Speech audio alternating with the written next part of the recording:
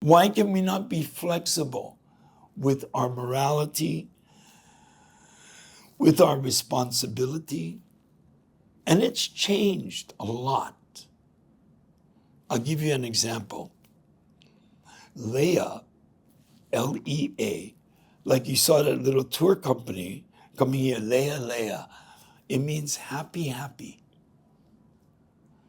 Right? Leah means happiness. Hoku Leah, the star of gladness, right? The star of happiness. Leah.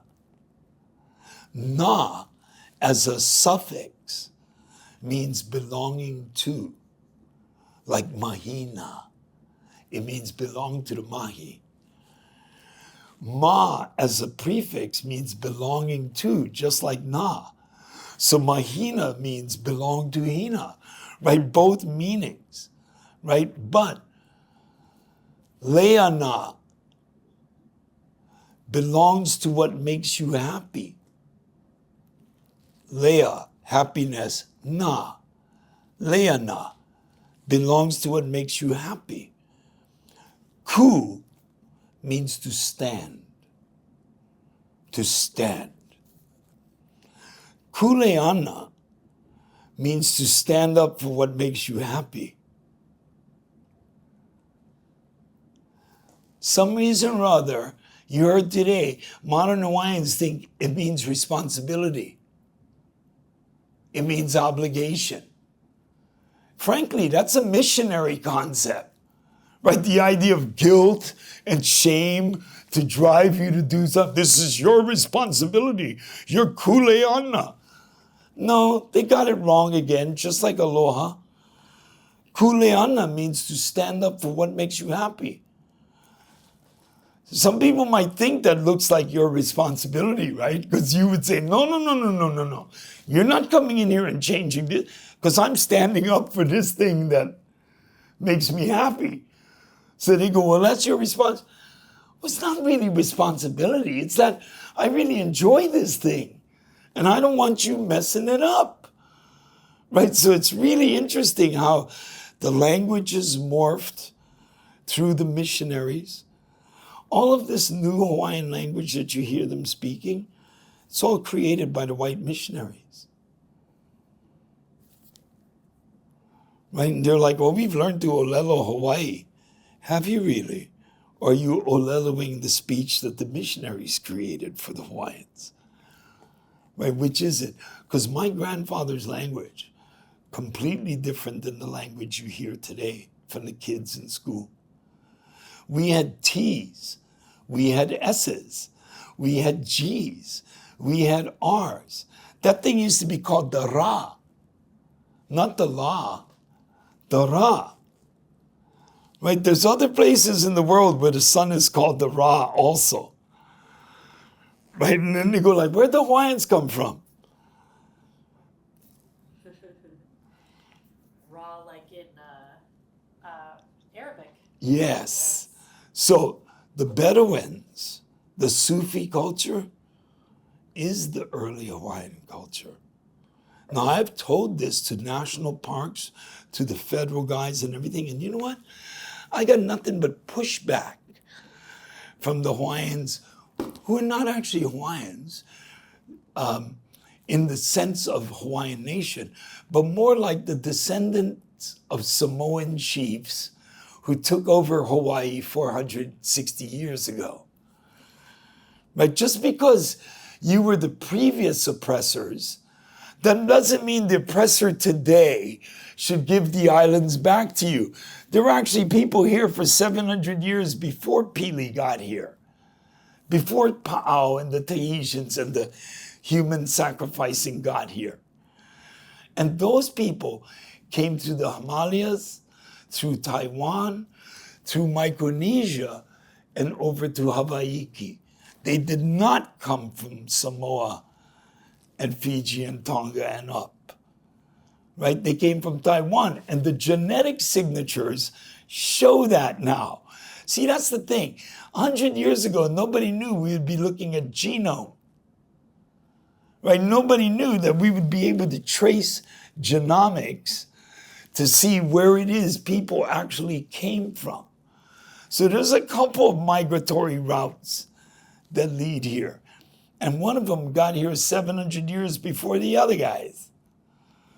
Right? And they were living in peace and had food, resources for everyone.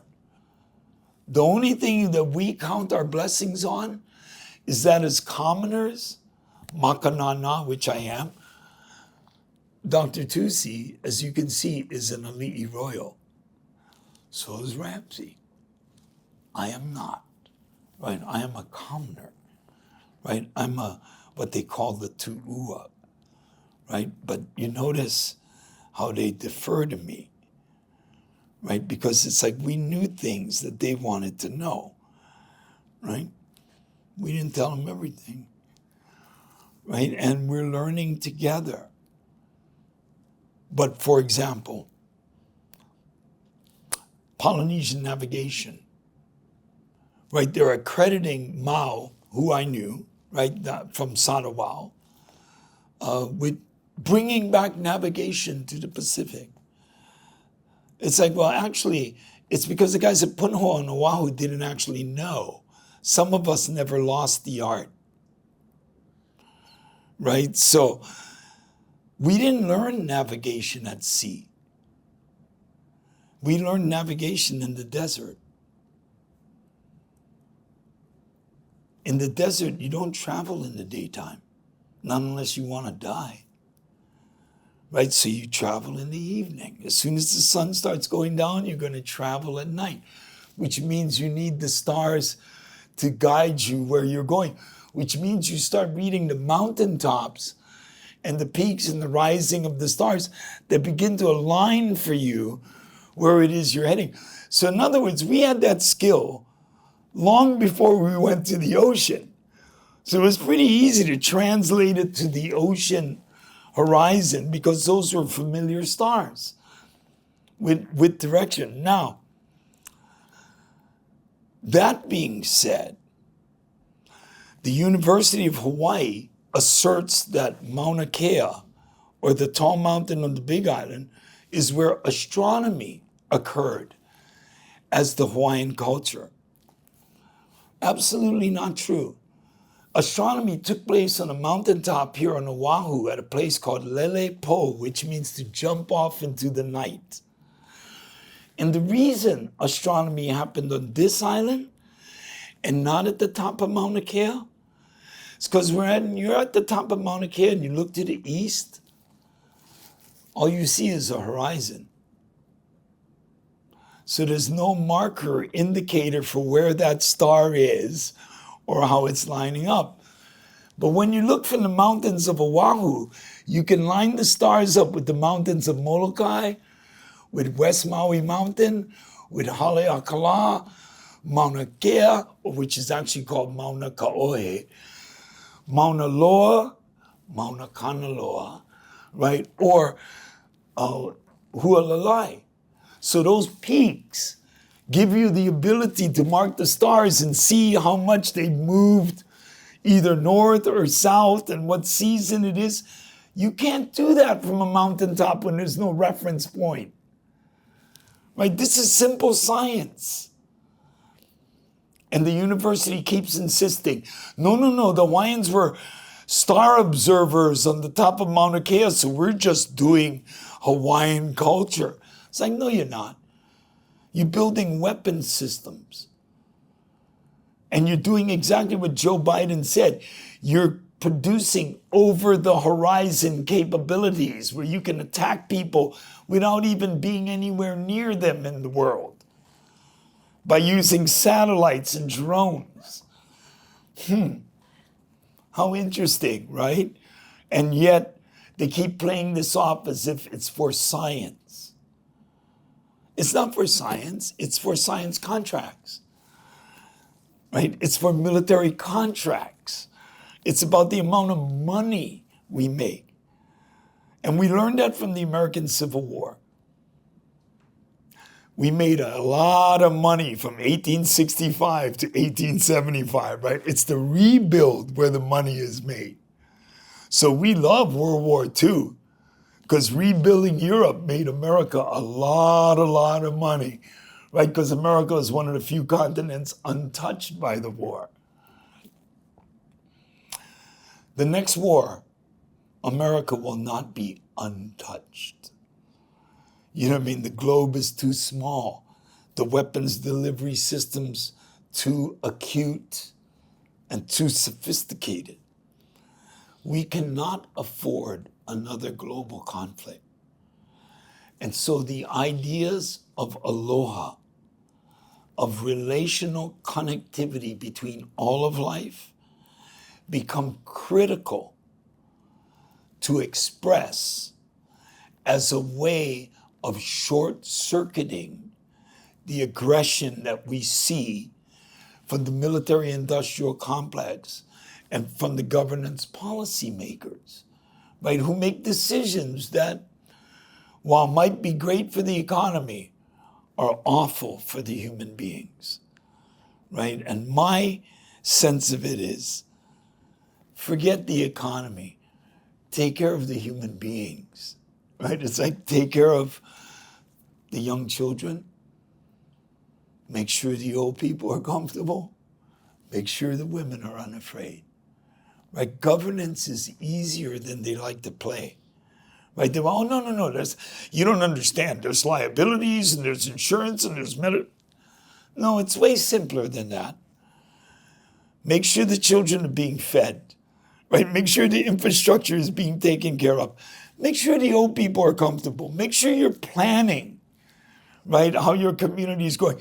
And for God's sake, make sure the women are unafraid, right? Make sure that they feel safe, not from some supposed invisible enemy, but safe to speak their mind, right? Safe to promote their own responses, to honestly evaluate how their lives are going, and allow them to make the changes that enable them to do it. Men's jobs, really simple, right? This doesn't have anything to do with sex or gender dynamics. This has to do with community building, right?